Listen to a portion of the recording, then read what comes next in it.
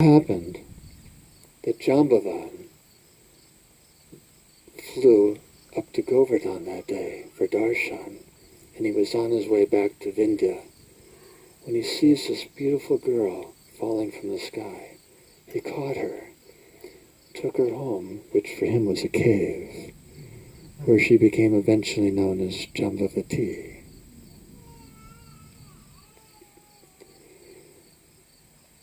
So Surya, who is Bhanu, who is Vrishabhanu,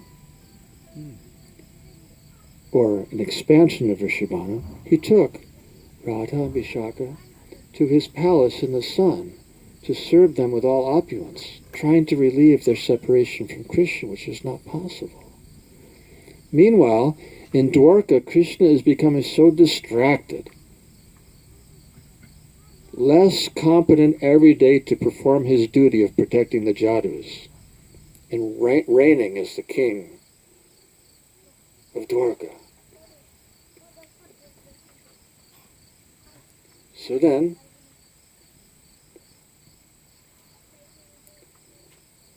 Bhishmaka's daughter, Rukmini, just by hearing about Krishna, became so attached to him. And Krishna, hearing about Rukmini, decided to kidnap and marry her. And she became Krishna's foremost queen in Dwarka. Thereafter, after that whole drama of the Samvartaka jewel, Shamantaka jewel, Satyajit finally decided to reconcile with Krishna by giving his daughter, Satyabhama. As he approached Krishna's palace, the procession was received by Rukmini with great affection, feeling that this Satyabhama feels like my sister. Because Rukmini is Chandravali, who Putana dropped in the river that flowed into Bhishmaka's kingdom, and Radha became Satyabhama. So they're feeling such affection for each other, knowing that we are sisters. And yet Rukmini was fearful that once Krishna sees this beauty, she would no longer be his foremost queen. And when they met, Satyabhama's first request to Rukmini was, "I'm taking shelter of you, O queen. Please grant me shelter in a place where I'll never have to see the face of any man." Because she didn't know that Krishna was reigning in Dwarka. And Rukmini thought, this is perfect.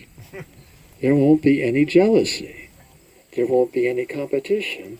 I will hide her in Nava Vrindavan. Because Krishna only went there one time. It didn't relieve his feelings of separation, it aggravated them. So, Rukmini turned Satyabhama over to the care of Navavrinda and Bakula and gave her a gift of a very fine royal embroidered cloth. And Satyabhama took up residence in Nava Vrindavan, which is the first new Vrindavan. And she fell in love with this sapphire deity who was so much like Krishna. And she began serving that deity with great love and devotion. And at this time, for the first time, Krishna felt drawn to visit Nava Vrindavan. So he went with Madhumanga. And Madhumanga was always trying to relieve his friend's separation from the Brijabasis. So when he reached Nava Vrindavan, he said, "Look at the forest, how beautiful she is. Look at the river, how graceful she is.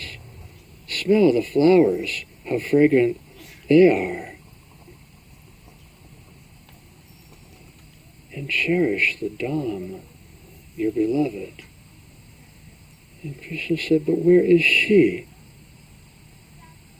He said, I'm talking about the Dham. But Krishna said, but where is Radha? So Madhamangal tried to distract him. Let's go to Govardhan Hill. And they were on their way. And they passed a kunj where somebody was clearly living. And they walked in, there's a lotus bed. So there's some girl staying here. I wonder who that is. Then they continued on their way, and they passed another kunj, and Krishna saw the deity who was being served by Satyabhama. And Krishna became attracted to that deity. And he asked Madhamangal, is that me? Is that a deity? And Madhamangal looked. And Madhamangal forgot about Krishna and ran to embrace the deity, because the deity was dressed as a cowherd boy. And that's how Madhamangal really knew his friend. He went and embraced the deity, but when he felt his cold, sapphire limbs, he remembered. And then they looked at the deity, and every detail revealed that this deity is being served with someone infused with ecstatic love for Krishna. So they wondered, I wonder who that is. Let's find out. So Krishna changed his clothes with the deity, and with Madhamangal's help, they hid the deity in the forest. And then Krishna comes back, dressed as a gopa, stands on the altar, threefold bending form, playing on his flute. And then Madhamangal was so ecstatic, he's singing and dancing and running in circles. And Krishna said, shh, you can watch, but don't say anything. And then they heard Satyabhama approaching with Navavrinda, who's in the moon tower today, and Bakula. And when they entered the kunj, Satyabhama was shocked. The deity is even more beautiful than when we left him. And then Krishna couldn't control it. His eyes moved. They said, look, and his eyes are moving. And they approached the deity.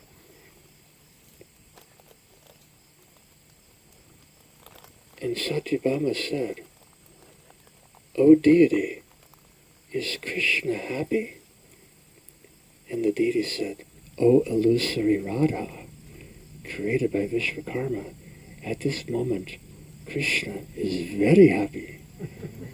And then he started to sway back and forth, and the trees had to hold him up. He said, look, he swam. And then he began shedding tears. Look, he's crying.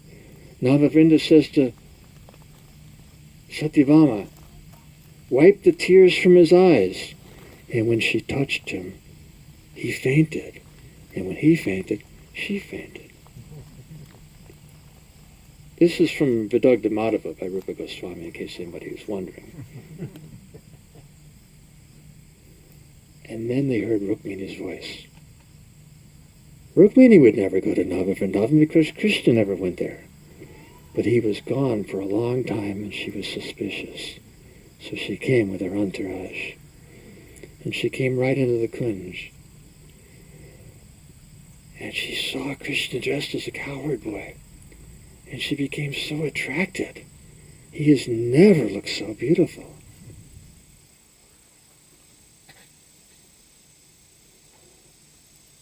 And she said, my dear husband, you look so jubilant today. Could this be because you have found a new lover? And then Krishna said, don't you mean an old lover? She said, what do you mean? Vrindaban forest, my eternal love. And she said, my dear husband, who made that nice garland you're wearing? He said, Madhamangal. And Madhamangal goes, yes, I made that nice garland.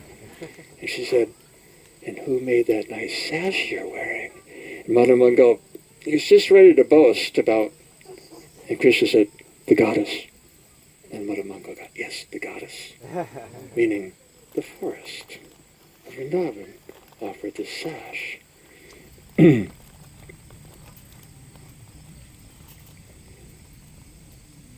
then Rukmini became quite jealous, and she said, okay, Krishna, I will leave you now with your old lover, and she left.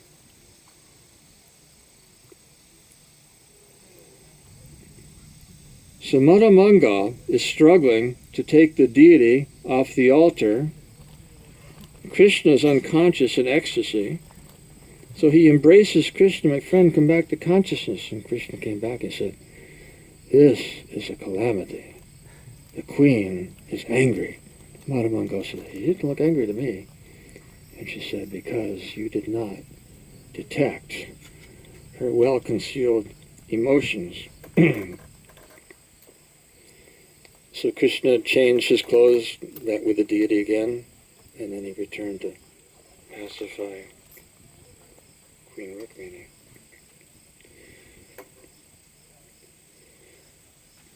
Now, the Brijabasis all reunited with Krishna at Siddhashram, because after the 100 years of separation had passed, and Srimati Radharani heard Chandranana glorifying the merits of pilgrimage to different holy places, and she mentioned Siddhashram, where Kapila Muni performed his tapasya. And that resonated with her. And she asked, what are the merits of pilgrimage to Siddhashram?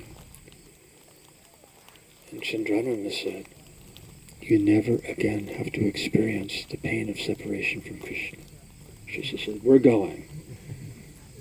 And in a moment they had mobilized this long, colorful caravan, which began traveling through valleys and hills and forests and meadows.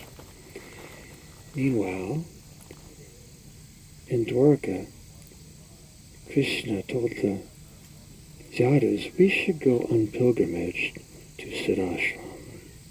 So from the other direction comes the royal caravan.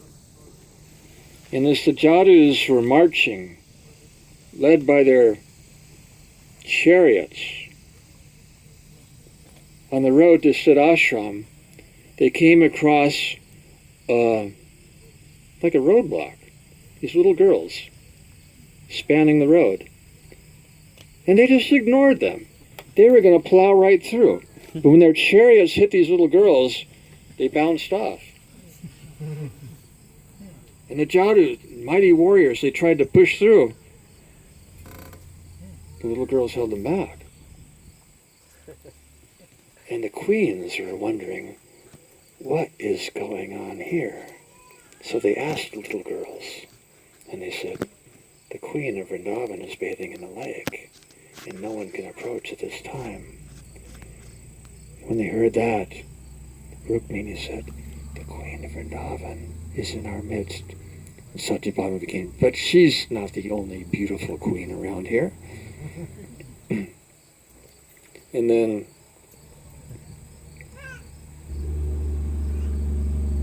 it was a long series of pastimes which you do not have time for today.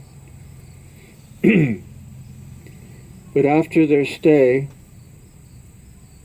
in Siddhashram, the gopis returned with the queens to Dwarka, where Radha and Krishna lived like legally married husband and wife. And did that relieve Krishna's separation from Radha? No, because Dwarka was not a suitable setting for their loving pastimes. So eventually, the conflict between the duty of protecting the Jadus and the love of protecting the cows could only be resolved by one drastic measure, and that is Krishna departing this world. And after Krishna departed, Arjuna wanted to give up his life, But the Ruka convinced him not to because he had one last mission: escort the queens to Indraprastha. And on the way, he was abducted. First, he saw a Dwarka perish before his eyes. Then the queens were abducted by the infidel cowherd men.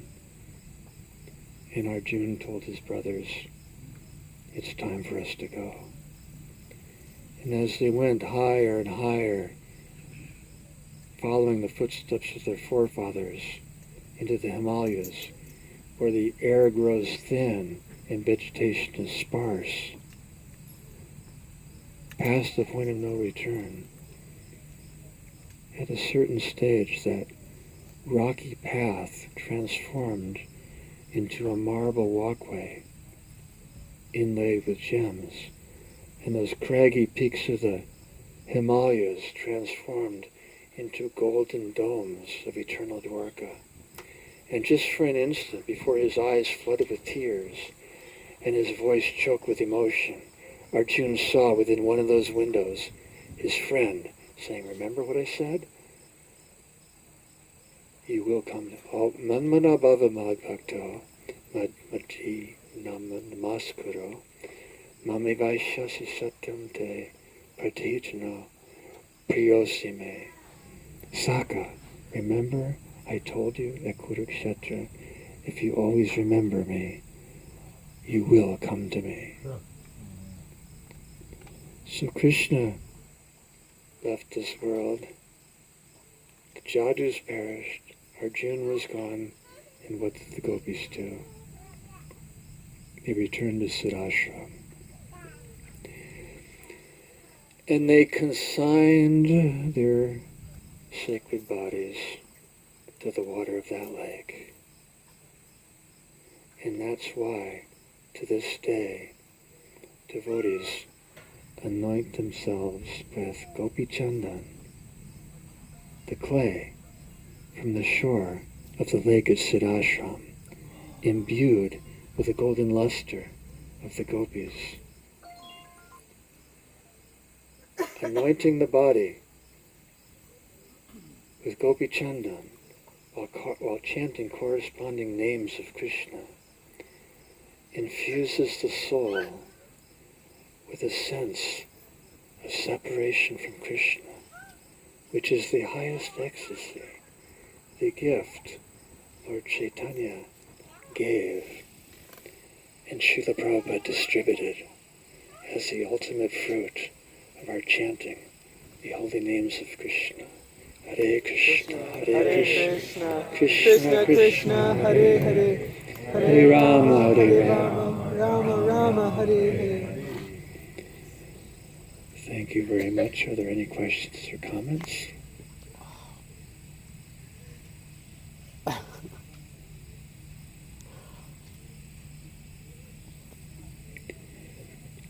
Yes. I had heard a pastime once, Maharaj, I don't know if you were the one telling, where Srimati Radharani was sitting on Krishna's lap, and some comment was made about Krishna leaving, and she immediately went into a fretful state while sitting on Krishna's lap, just and was feeling separation from him even in his presence. You notice the story? That's because they were alone in a kunj and they were being bothered by a bumblebee. And Sudama chased the bumblebee out of the kunj and he said, Madhu's gone. And even though she's sitting with Krishna, all she could hear is, Krishna's gone. She became overwhelmed with separation while sitting right beside him.